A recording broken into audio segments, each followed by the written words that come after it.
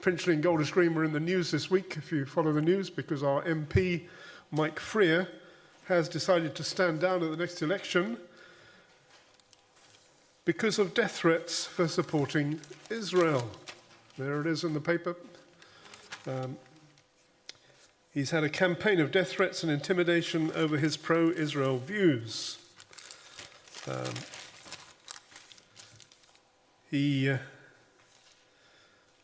been stalked by a man called Ali who actually murdered the MP David Amos for Southend. Previously he had gone to Mike Freer's office to attack him, but he wasn't there, so he went to David Amos. He says he's an outspoken supporter of Israel, MP for one of the most heavily Jewish constituencies in the country. Mr. Freer was used to intimidation, abuse, and even death threats. An organisation called Muslims Against Crusades urged its supporters to target him.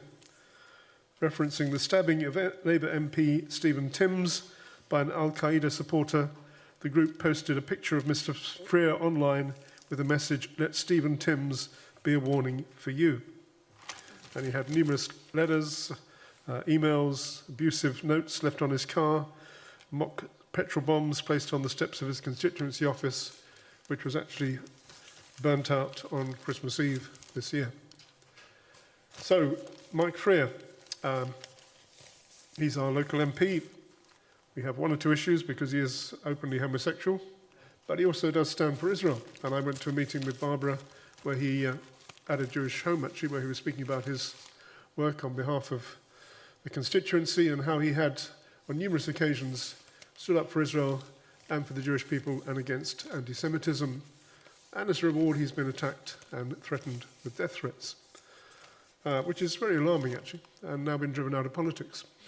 And it tells you something about the state of our country and the dangers which are facing us. And dangers are facing us if you stand for Israel.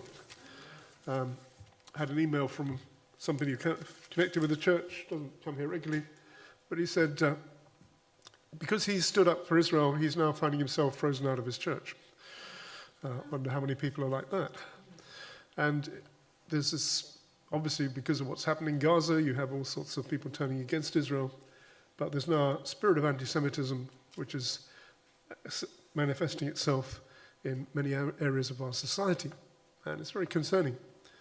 Also, the Foreign Secretary, David Cameron, said this week that we should recognize the Palestinian state even before they've come to an agreement with Israel, which, if you understand the politics, is actually saying that they've got a carte blanche to have what they want. And as far as Israel is concerned, to have a Palestinian state on its borders in the present situation is really a death threat to Israel. And so we live in times when it's very difficult, and it's getting more and more difficult to stand for Israel. And we have to pray ourselves that we can stand in these days. I'm planning to do a talk, not next week, because Andy's talking about the week afterwards, on can we stand with Israel in the present situation. And we'll probably advertise that, and perhaps even ask some of our Jewish friends to come along.